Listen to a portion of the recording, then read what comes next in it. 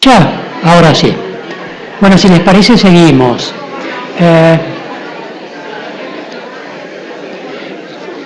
El objeto del acto jurídico. Acá sí hay una modificación significativa, ¿no? Bueno, todos ustedes conocen la relevancia que el actual artículo 953 ha tenido, como dice algún autor, importancia en la penetración del factor moral en el derecho positivo, ¿no? El 953, el objeto del acto no puede ser contrario a la moral, las buenas costumbres, afectar intereses de terceros. Acá la modificación relevante es que se introduce a la dignidad como límite a la autonomía de la voluntad. Es decir, se reiteran los supuestos del Código de Vélez. No debe ser un hecho imposible, prohibido por la ley, contrario a la moral, a las buenas costumbres, al orden público o lesivo de los derechos ajenos, y se agrega o a la dignidad humana. La dignidad está también contemplada en dos otros artículos relevantes del Código, los dos primeros en materia de derechos y actos personalísimos, ¿sí?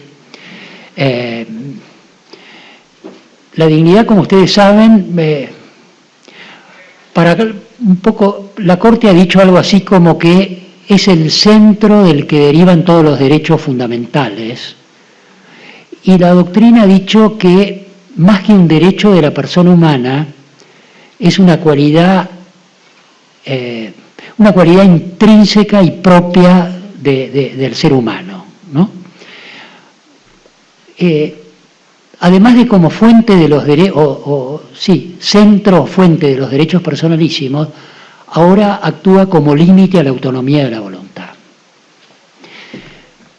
Probablemente ustedes conozcan una manifestación puntual de cómo la dignidad actúa como límite a la autonomía de la voluntad, porque ha sido bastante citado en los últimos tiempos, ¿no?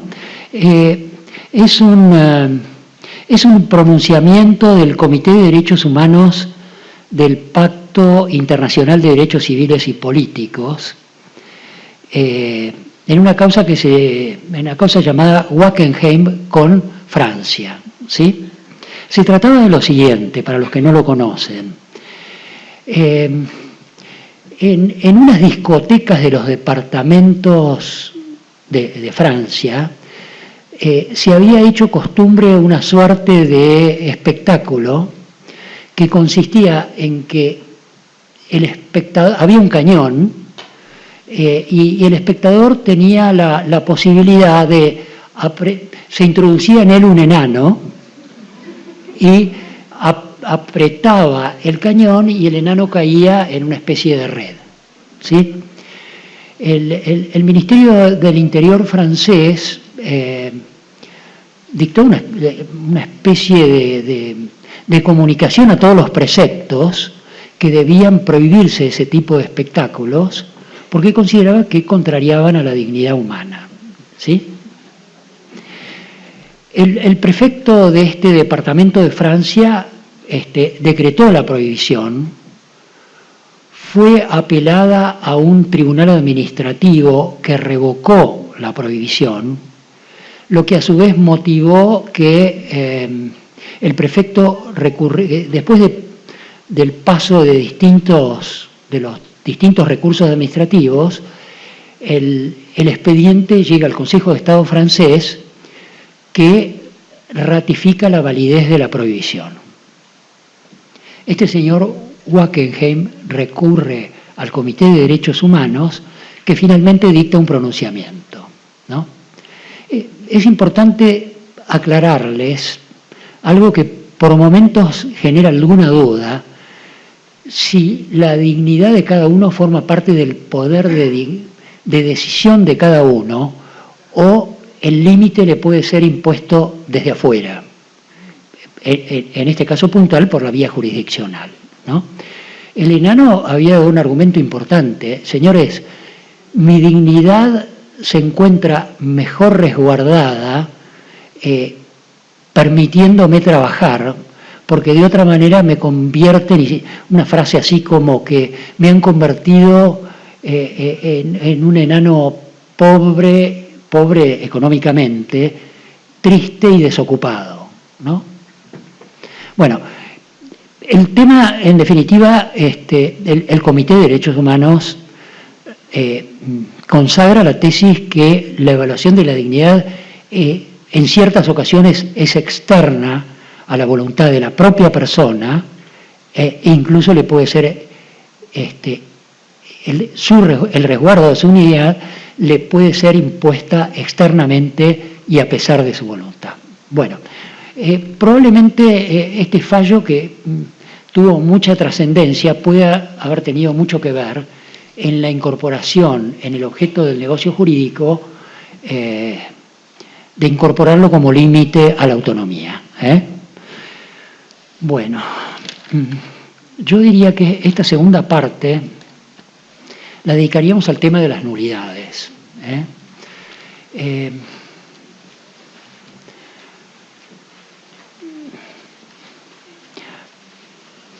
A grandes rasgos, lo que podríamos decir es lo siguiente.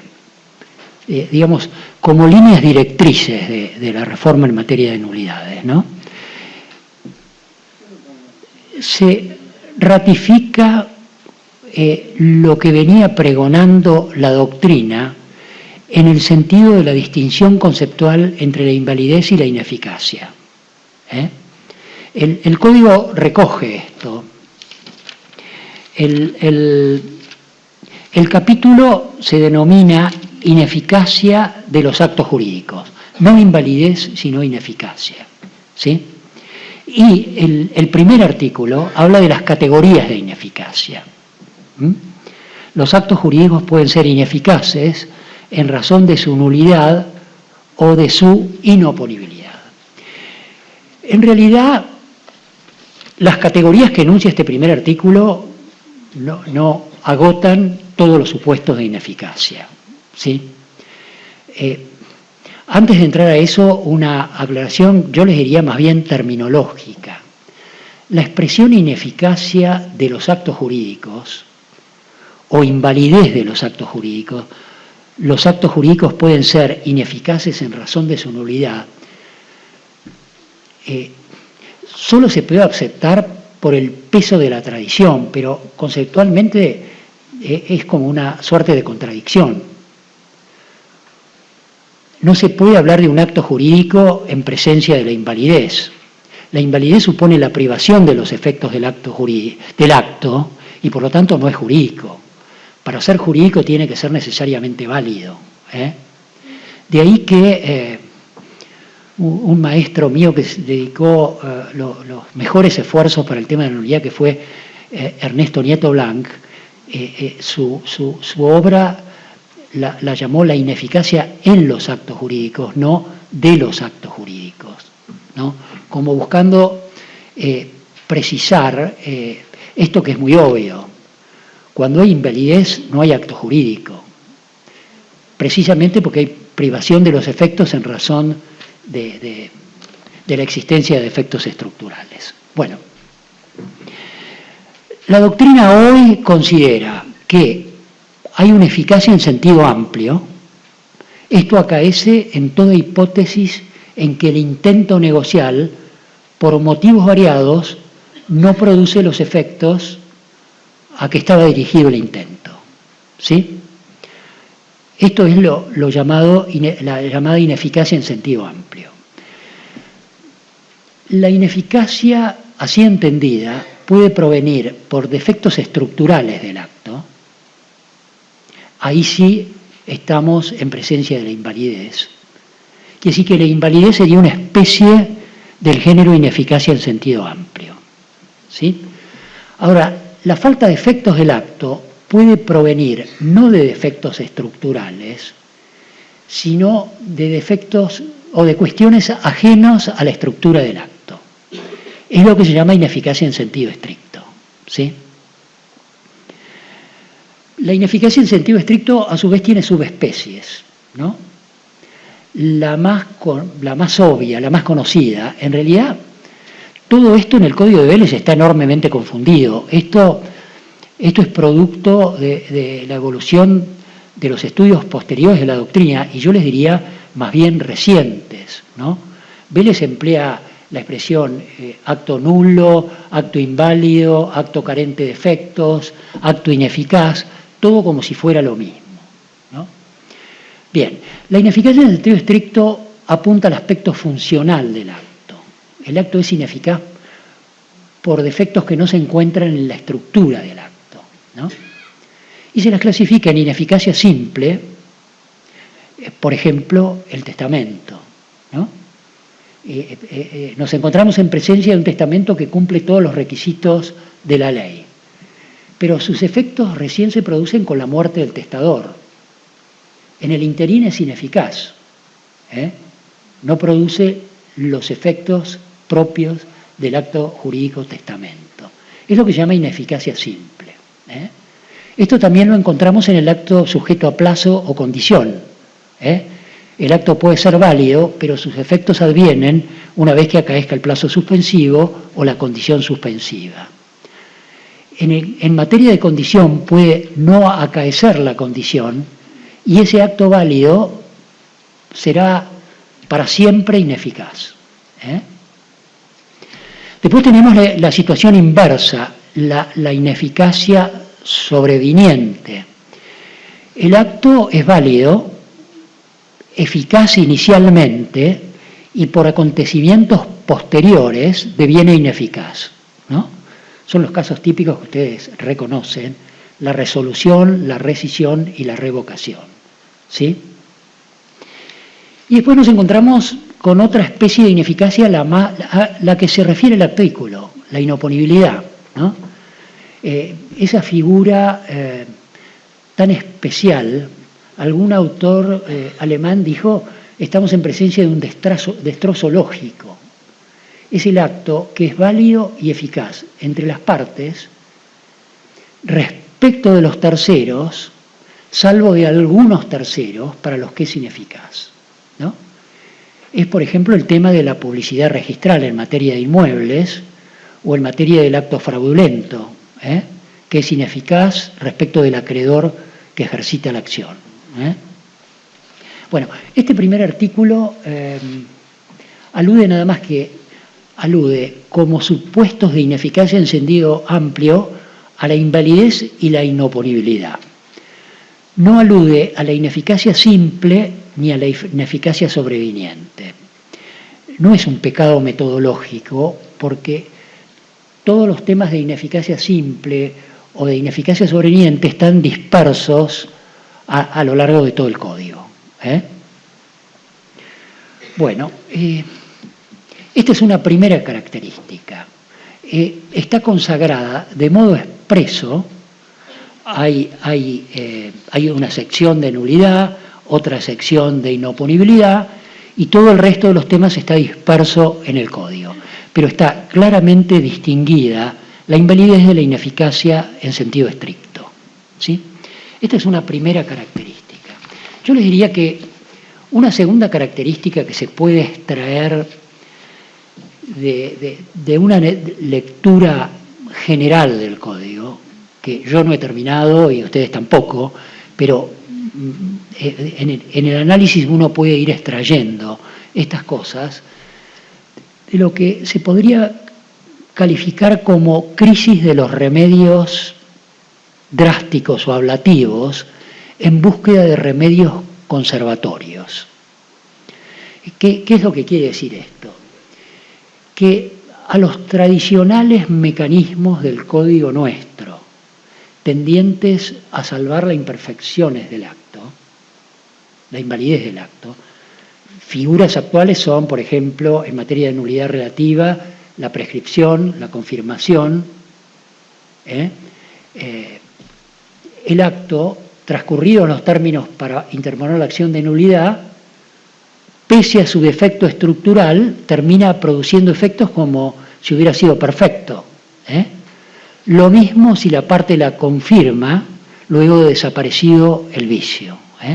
Bueno, en el nuevo código encontramos hipótesis particulares que tienden a, digamos, a sanear los vicios estructurales, buscando que el acto igualmente produzca los efectos. ¿Sí? ¿Cuáles pueden ser los fundamentos? Pueden ser montones. El principio de conservación del acto, el principio de la autonomía, tratar de resguardar en lo posible lo que las partes quisieron, la buena fe. Los fundamentos son variados según los supuestos, ¿sí? Les leo algunos que tengo anotados acá. Artículo 269. Esto está en materia de error. Yo lo dejé para este momento. La parte que incurre en error no puede solicitar la nulidad del acto si la otra ofrece ejecutarlo con las modalidades y el contenido que aquella entendió celebrar. Imaginemos este ejemplo. Yo quiero comprar el caballo Pedro y por un error de pluma en el documento, alguien que lo redactó puso el caballo Juan y yo, sin leer demasiado el instrumento, lo firmé. Pero yo quería comprar el caballo Pedro y no Juan, y el error en el objeto es un error esencial. Bien, para evitar mi acción de nulidad, el vendedor puede ofrecer ejecutarlos con la modalidad y alcances con que yo, el errante, entendí celebrarlo. Y eso salva la invalidez del acto. En el sistema actual, quien plantea la nulidad demostrando el error esencial irreconocible, llega a la nulidad y llega a la nulidad. El ofrecimiento que puede hacer el vendedor no altera para nada la consecuencia de la invalidez. Ahora sí, este es un mecanismo tendiente a salvar la imperfección del acto, a criterio del destinatario de la manifestación de voluntad que tuvo el error. ¿Sí? Otro. Este artículo está tomado del Código Civil italiano y el que les comento ahora también. Artículo 280. Convalidación. El acto jurídico sujeto a plazo o condición suspensiva es válido aunque el objeto haya sido inicialmente imposible, si deviene posible antes del vencimiento del plazo o cumplimiento de la condición. Otra vez, el organismo busca salvar la imperfección inicial del acto que lleva a la invalidez. Acá estamos en presencia de un contrato, por ejemplo, de un objeto imposible, sujeto a plazo y condición suspensiva. Si en el interín del acaecimiento del plazo o la condición, el objeto inicialmente imposible se vuelve posible, el acto es inatacable por el vicio de imposibilidad en el objeto, cosa que no sucede en el régimen actual, en donde la validez o invalidez del acto se aprecia al momento de su celebración, independientemente de las contingencias posteriores. Otro, conversión. El acto nulo puede convertirse en otro diferente válido, cuyos requisitos esenciales satisfaga, si el fin práctico perseguido por las partes permite suponer que ellos lo habrían querido si hubieran previsto la nulidad. Esta es una figura especial tomada del Código italiano también y del Código alemán, a la que los abogados argentinos no estamos acostumbrados. Nosotros hablamos de conversión formal o conversión formal o conversión legal, y esta es una figura distinta. Conversión legal nosotros hablamos cuando un acto está sujeto a diversidad de formas. Por ejemplo, el testamento puede ser hológrafo o por acto público. Yo he celebrado un testamento por acto público que como tal es inválido por incumplimiento de la forma, pero es válido como testamento hológrafo porque cumple las formas del testamento hológrafo. Este es un supuesto de conversión formal. La otra es la conversión, la llamada conversión legal, que sucede en materia de actos en que la forma es impuesta a título solemne relativo, ¿no? Por ejemplo, la compraventa de inmuebles requiere escritura pública. Ustedes celebran la venta por instrumento privado. El acto no, de acuerdo al 1185, no vale para transferir el dominio, o si ustedes quieren como compraventa, pero vale como acto en que las partes se obligan a celebrar la escritura pública. Esto es lo que se llama conversión legal. Es la ley la que convierte esa compraventa que no cumple los requisitos de forma en los efectos de otro acto jurídico. Esto es distinto. Esta es la llamada conversión en sentido propio. El acto que celebraron las partes es inválido, pero puede convertirse en otro acto válido diferente, cuyos requisitos esenciales cumpla, si el fin práctico que persiguieron las partes permite suponer que ellas lo hubieran querido bajo la forma válida, bajo la manera válida, si hubieran previsto la nulidad. Esta es la figura tomada del código italiano y alemán, ¿no? Otro más. Doctor, Sí. ¿me permite una consulta? Con respecto a esta conversión que estaba refiriendo, el 384, al decir puede, ¿cómo se entiende? ¿Que queda a criterio de las partes? No, porque puede haber controversia de las partes, puede haber controversia acerca de la conversión. Quiere decir que el juez tiene que, una de las partes plantea la nulidad, la otra se allana, pero dice, en este acto concurren los requisitos de la conversión. Acciono para que, declarándose la invalidez, se disponga su validez como tal acto, porque los fines que nosotros perseguimos con este acto que es inválido reúnen los requisitos del acto del tipo que prevé el código, y si nosotros hubiéramos previsto que esto iba a ser inválido, hubiéramos recurrido a ese acto. Lo que usted dice tiene en cierto sentido en el siguiente, dice si las partes hubieran previsto, si permite suponer que ellas lo habrían querido si hubieran previsto la validez.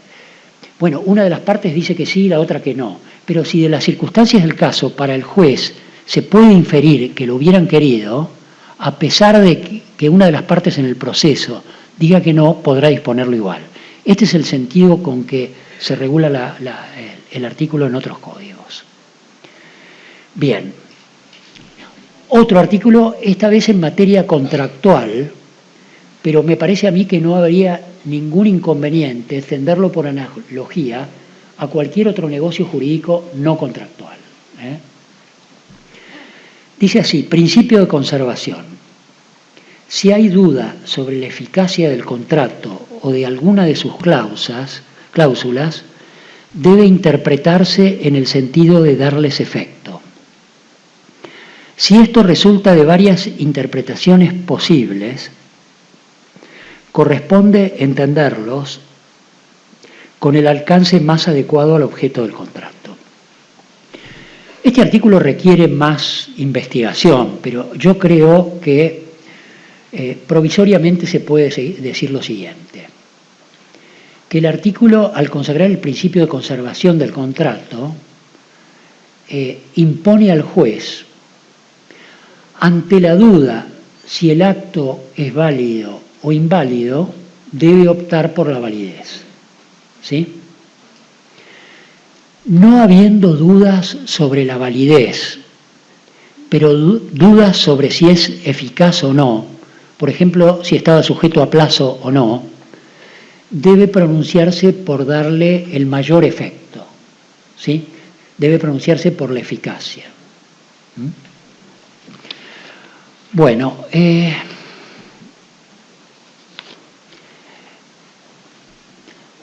entonces, esta sería una segunda característica de la sección de las nulidades.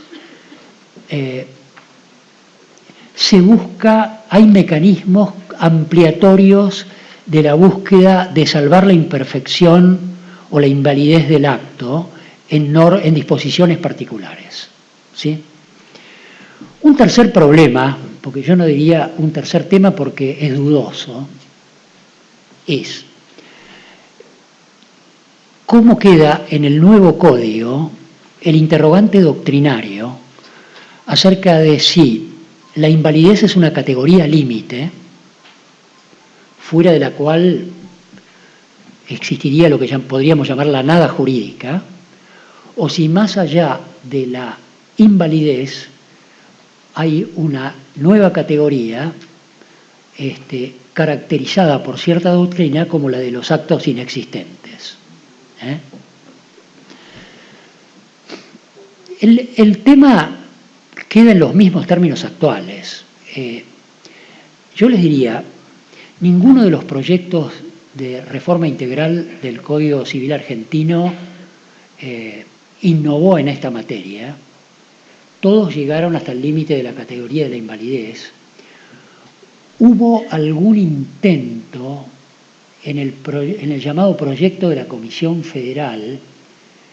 Uno de sus miembros, Belucio, había preparado un capítulo que se llamaba Inexistencia en los actos jurídicos, pero la propuesta de Belucio no prosperó en el resto de los miembros de la comisión, de manera que todos los proyectos sin excepción de reforma, todos los proyectos de reforma sin excepción terminan con la categoría de la invalidez, ¿sí? Algunas dudas, no sé si yo lo traje anotado, algunas dudas generan algunos artículos puntuales. Por ejemplo,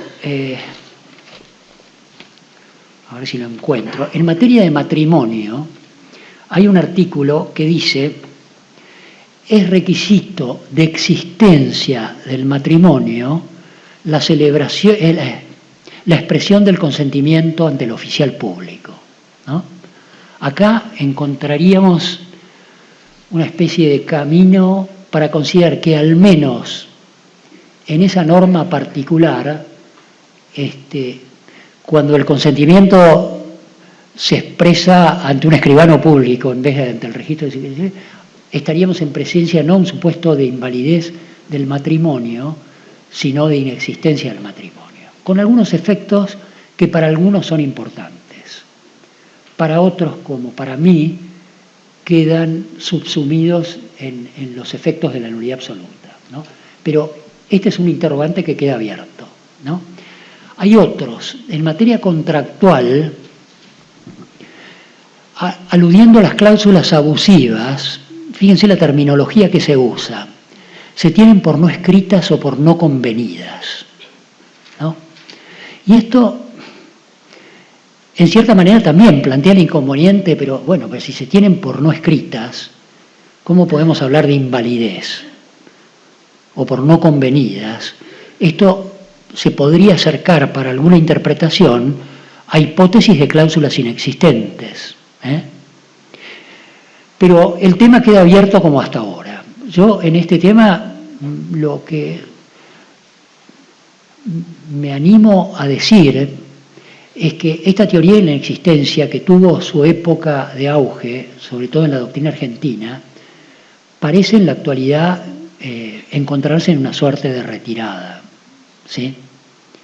Pero autores la mantienen y algunos artículos del nuevo código plantean el interrogante de si, al menos para estos casos específicos, no cabe aceptarla, ¿no? Bueno, ¿cuáles son las otras innovaciones principales? En el sistema actual la mayoría de los autores coinciden que establece una doble clasificación de las nulidades, ¿no? Que responde a criterios distintos y que además generan efectos distintos, ¿sí? Los actos nulos y anulables por un lado y los actos de nulidad absoluta y relativa por el otro, ¿no? Solo alguna doctrina muy minoritaria llegó a asimilar el acto nulo con el acto de nulidad absoluta y el acto anulable con la nulidad relativa. Pero el criterio absolutamente mayoritario es que es una clasificación doble que responde a criterios distintos y que generan efectos distintos. De modo tal que en el régimen vigente habría actos nulos de nulidad absoluta, actos anulables de nulidad absoluta, actos nulos de nulidad relativa y actos anulables de nulidad relativa. La doble clasificación generaría una cuádruple distinción de actos. Bueno, el tema de actos nulos y anulables ha sido un enorme galipatías y objeto de largas discusiones en la doctrina argentina, ¿no? Lo particular es que durante, yo les diría, decenas de años, se le dio una trascendencia casi, no diría insignificante, pero poco relevante, ¿no? Para los autores que asimilaban acto nulo con el de nulidad manifiesta, la importancia de la distinción tenía que ver con un artículo.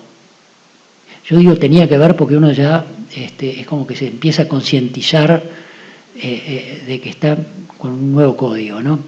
Tiene que ver con un artículo 1047 que dice la nulidad la puede decretar de oficio el juez cuando la nulidad parece manifiesta, ¿no? Y manifiesta para algunos autores era el acto nulo. Entonces, esa era la escasa importancia que se le atribuía a la distinción, ¿no? Hasta que, en un momento, en un código como el nuestro, el de Vélez Sarsfield, muy imbuido del principio del nemo plus iuris, nadie puede transmitir un derecho mejor ni más extenso que el que tiene, una tesis profesoral de Llambías pasa a darle a esta clasificación una importancia enorme, ¿no? Luego voy a volver al criterio clasificatorio, pero empecemos primero por los efectos.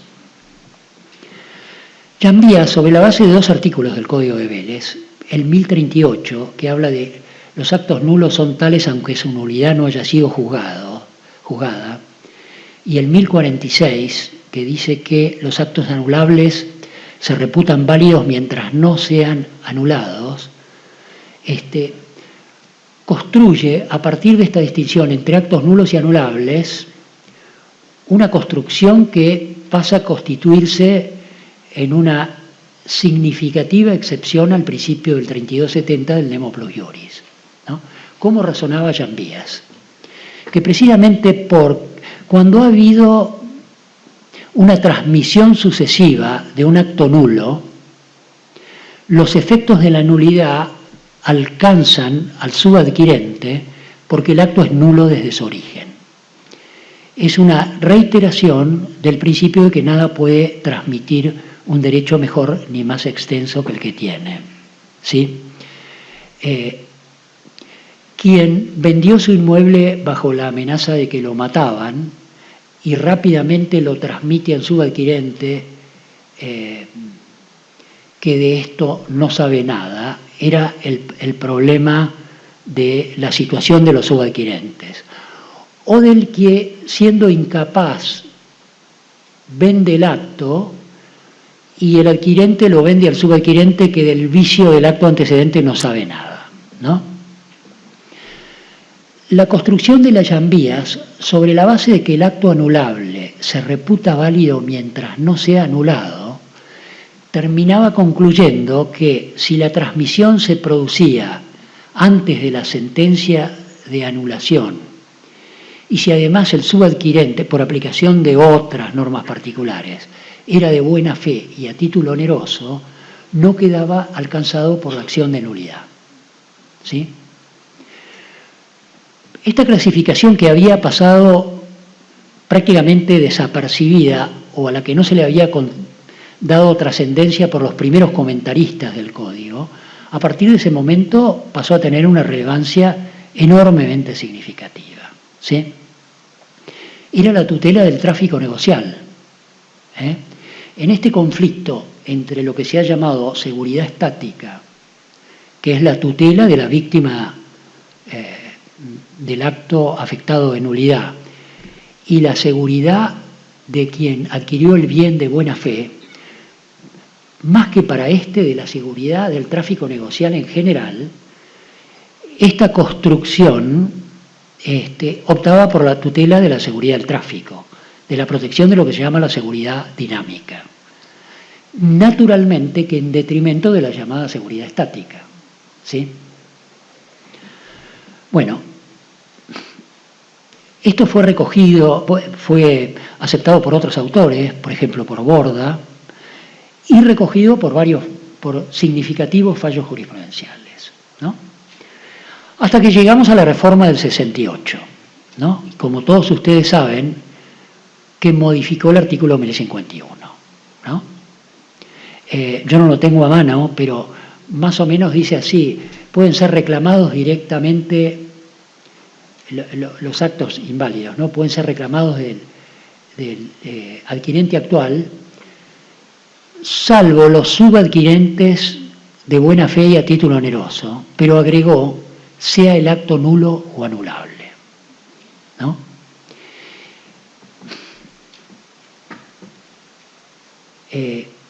Conocida la reforma, esto fue objeto de severísimas críticas por Janvía, por ejemplo. En primer lugar, porque, digamos, extendía la tutela que él había circunscripto al subadquirente de buena fe a título oneroso frente al acto anulable, lo extendía al acto nulo, ¿no?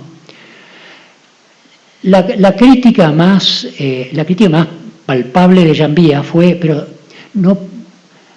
no puede haber buena fe del subadquirente frente a un acto nulo, porque por hipótesis el acto nulo es un acto en que la nulidad parece manifiesta, ¿no?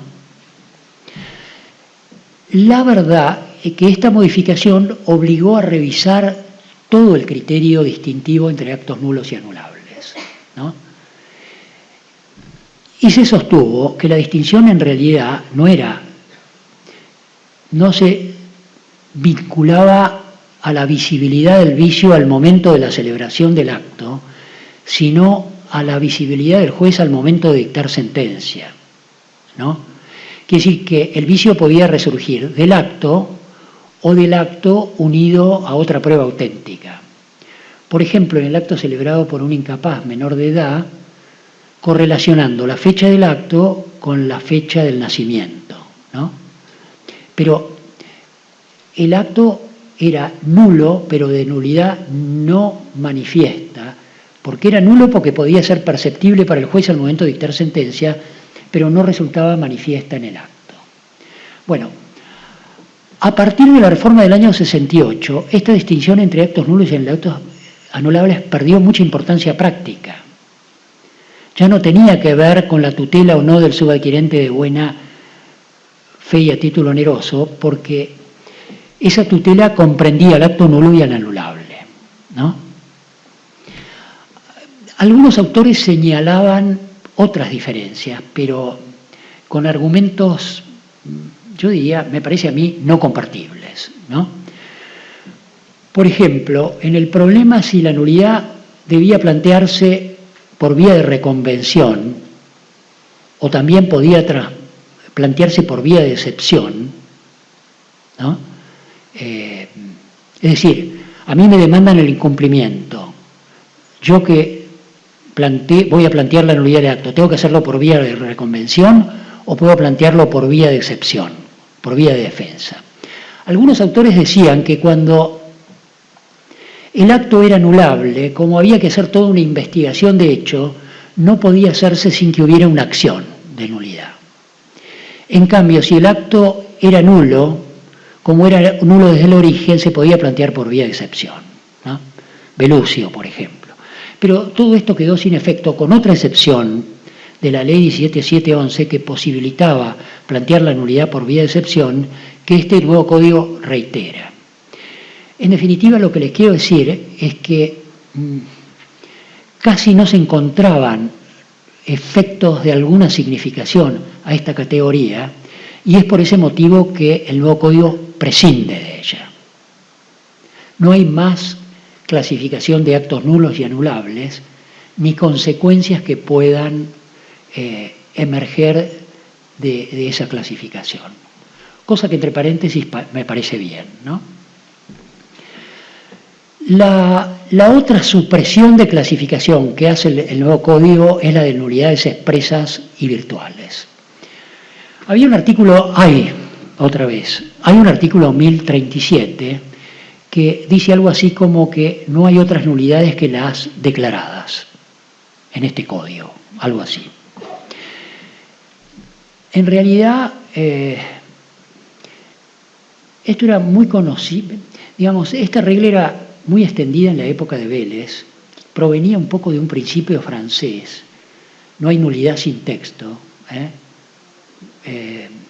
yo pronuncio muy mal el francés, pero n'a pas nullité sans texte, que tan extendido estaba en el derecho francés que motivó, como ustedes saben, la aparición de la teoría de la inexistencia.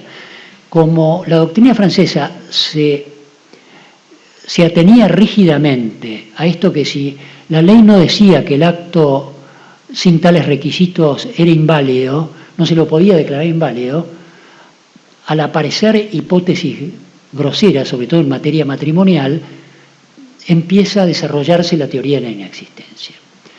Bueno, pero lo cierto del caso es que no tanto los primeros comentaristas del código, pero la doctrina posterior unánimemente coincidió que es irrelevante que el código diga que si no se cumplen tales requisitos el acto es inválido.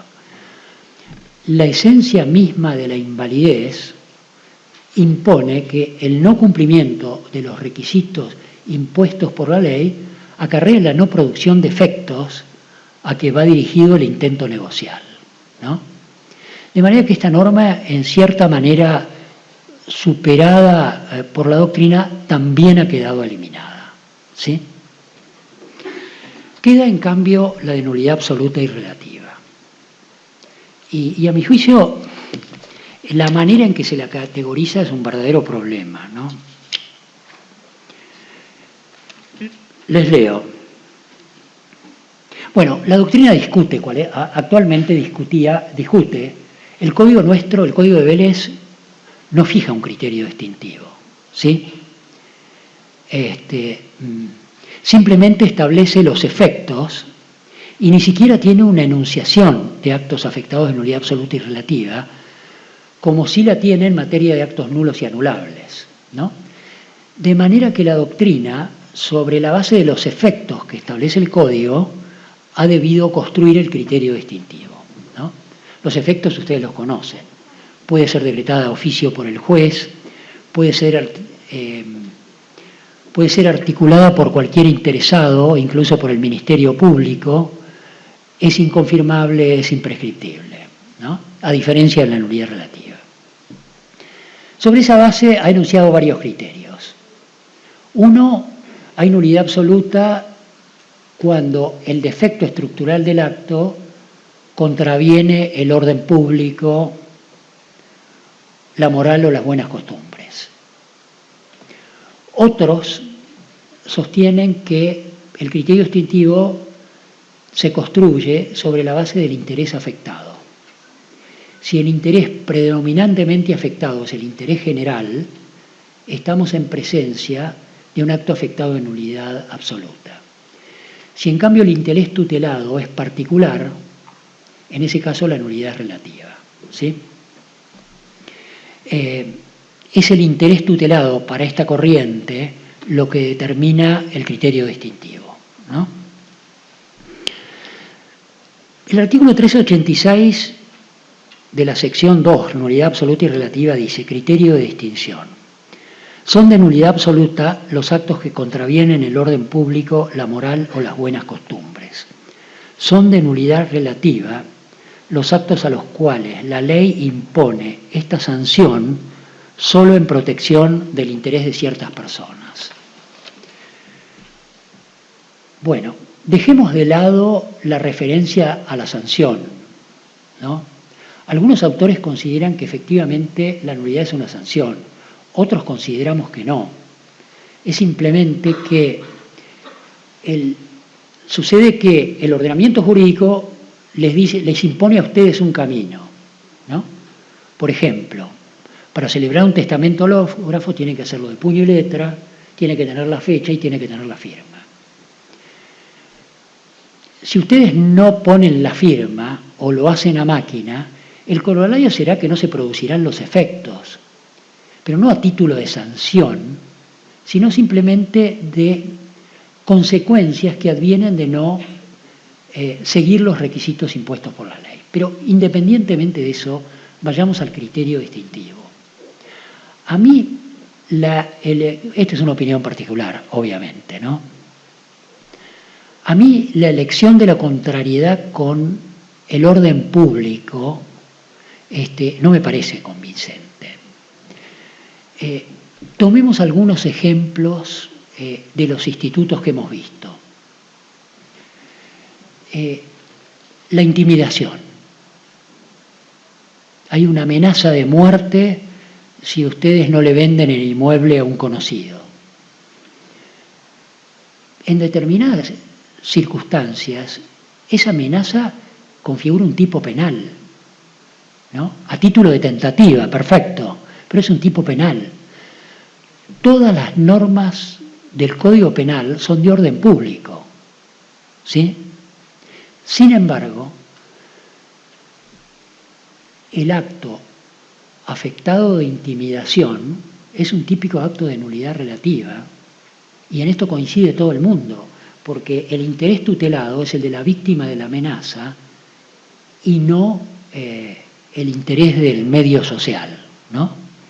Yo creo que esto lo pueden ver ustedes mucho más claro en materia de lesión. Nuestro 954 del Código Civil tiene un equivalente, cuyo número siempre me olvido, en el Código Penal. La lesión es un tipo penal. El aprovechamiento y la obtención de una enfermedad está tipificada como delito penal. Y no hay duda que la lesión contraría el orden público. La lesión que reúne también el tipo penal contraría el orden público. Y sin embargo, ustedes lo van a ver en el código, la acción es prescriptible y también es confirmable. De modo que, sin duda, que la nulidad es relativa, ¿no? Yo con esto quiero decir que en lo personal hubiera preferido un criterio clasificatorio que apuntara más bien al interés tutelado, según que sea el general o el particular, ¿sí? Y no si contraría el orden público o no. Bueno, para terminar e intentar no agotarlos, unas palabras sobre las consecuencias de la nulidad absoluta, sobre todo apuntando a las diferencias con el Código de Vélez. Yo les diría, en general los efectos o las consecuencias son las mismas. Hay algunas diferencias significativas. Bueno, puede declararse por el juez aún sin mediar petición de parte. Acá encontramos una primer diferencia. Si es manifiesta en el momento de dictar sentencia, ¿no? Es irrelevante, como lo plantea el actual artículo 1047, que para que el juez pueda decretarla de oficio, la nulidad parezca manifiesta en el acto. Si está oculta y no se puede percibir de la lectura del acto, pero resulta de la prueba que se produzca en el expediente y queda exteriorizada la contrariedad con el interés general al momento de dictar sentencia, o incluso antes de dictar sentencia, el juez puede decretarla de oficio, ¿sí? Esta es una primera diferencia. Una segunda diferencia que también es relevante es que en el sistema actual la nulidad absoluta puede plantearla cualquier interesado, excepto el que celebró el acto conociendo y sabiendo saber de la invalidez, ¿no? Esta es la excepción del actual artículo 1047. Pero el punto es que en general en las nulidades absolutas hay una víctima y un victimario, ¿no? Imagínense ustedes, aunque el tema está discutido, que el interés usurario es de nulidad absoluta y no relativa, ¿no? Ahí está el usurero y la víctima de la usura. La víctima de la usura sabe que el acto está afectado de nulidad. Podemos decir, en una interpretación gramatical del actual 1047, que no puede articular la nulidad porque sabía que el interés era usurario. Esto chocaba contra elementales convicciones de justicia, y es por eso que, siguiendo alguna doctrina, el artículo dice que puede alegarse por cualquier interesado, excepto por la parte que invoque la propia torpeza para lograr un provecho, ¿no?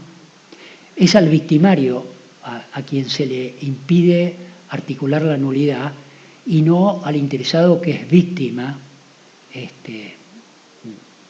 del acto inválido, ¿eh? Esta es la segunda distinción. Y una última, y para terminar, en materia de nulidad total y parcial, ¿no? El Código clasifica las nulidades en totales y parciales a partir del criterio que es el mismo del Código actual, de la separabilidad, ¿sí? Lo que hay, yo les diría, es un cambio doctrinario de un criterio clásico que decía que la regla era la nulidad total y la excepción la nulidad parcial. Ahora la regla, al menos desde el punto de vista de la doctrina, tiende a darse vuelta, a sostenerse que la regla general es la parcial y la excepción es la total. Esto tiene que ver con la carga de la prueba, de si son separables o no, ¿sí? Bien, pero la gran innovación que está tomada de la Ley de Defensa del Consumidor, que en caso de nulidad parcial y si fuera necesario, el juez debe integrar el contrato, ¿no? Declarando una nulidad parcial, si fuera necesario, el juez debe integrar el contrato. Esto está previsto en materia de contratos del consumidor, que ahora se extiende a toda la materia negocial.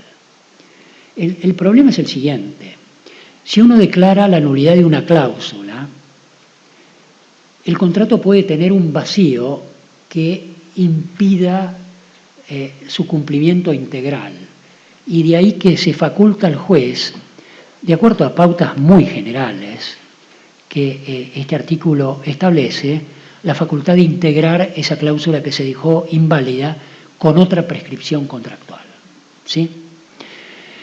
En la nulidad parcial, en caso de ser necesario, el juez debe integrar el acto de acuerdo a su naturaleza y los intereses que razonablemente puedan considerarse perseguidos por las partes, ¿eh? En base a pautas muy genéricas y muy flexibles. Por lo tanto, esta norma amplía las facultades del juez en la materia negocial en un ámbito muy considerable. Bueno, yo me imagino que los he agotado, les pido disculpas y les agradezco mucho, ¿no?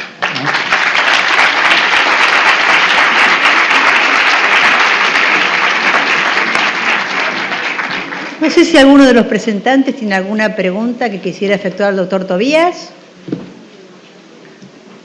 ¿No?